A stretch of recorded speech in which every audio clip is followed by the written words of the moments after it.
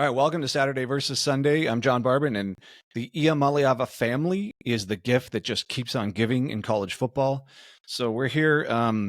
This breaking news just hit a couple minutes ago. On3 posted it on Twitter, and a couple other people. I think Zenit was the first one to post it. That Madden Iamaleava, so Nico's younger brother, has just entered the transfer portal. So if you don't know that particular story, he committed to UCLA and then on signing day left or flipped to Arkansas, and now today, apparently, if it's true, again, this just broke. If it's true, he is now in the portal. So either he's trying to leverage Arkansas or he's going to leave Arkansas. So and the other report that just came out is Joey Aguilar, who was going to be the quarterback at UCLA, is now going to Tennessee. So in essence, we've got what amounts to a player trade. Now, I don't think that's actually technically what happened, but so Nico Iamaleava ghosts his coach, bails on the spring game, and then goes to UCLA. The story from their camp is that the volunteer offense does not prepare quarterbacks well enough for the NFL, so that's why he's going to UCLA and not for the money. But UCLA has a first-time offensive coordinator, so there's no proof that whatever's going to be going on at UCLA is a guaranteed route to the NFL. Then Nico's younger brother, Madden, now is in the transfer portal. And I have read some stories that even when he was in high school, his father tried to get him to transfer from one high school to another, speaking of the younger brother, and which ended up making him ineligible at the second school, so he couldn't even play there. So if I'm assuming it's the father behind this, or the camp, whoever's representing both of these kids, Nico and his brother Madden, if their goal is to make them the two most hated players in college football, they're doing a bang up job of it. Because right now, who the hell is going to be on either of these kids' side? And I mean, I can't confirm who's behind this all. The speculation is it's all his father driving this bus. And yeah, no, can you even think of someone who's going to be on either of these kids' sides at this point? So Madden commits to UCLA, then bails on them on signing day. Nico is at Tennessee, demands more money, doesn't get the more money, bails at the last minute during spring practice, and ghosts the coach, doesn't talk to him. Now he's on UCLA. What's UCLA doing messing with this family after the first time somebody in this family bailed on them? So now he's on UCLA. There's zero. The reports just came out that he's confirmed there. I know we've known about it, but apparently just today or yesterday it was confirmed he's for sure there. But no, there's nothing that I've seen that's come out about the actual true money, like how much money he's actually getting at UCLA. And then now we just hear that the younger brother is in the transfer portal and potentially going to bail on Arkansas. So I don't know who could possibly be on either of these kids' side.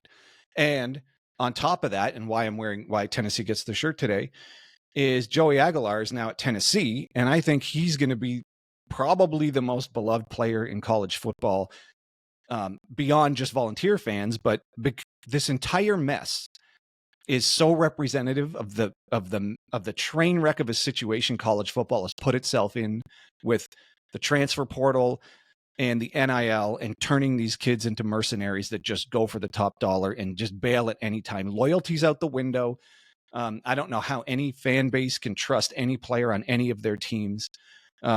It's just, whatever the post was that Nico sent about, I'm committed to UCLA. Yeah, bullshit, just like you were committed to Tennessee.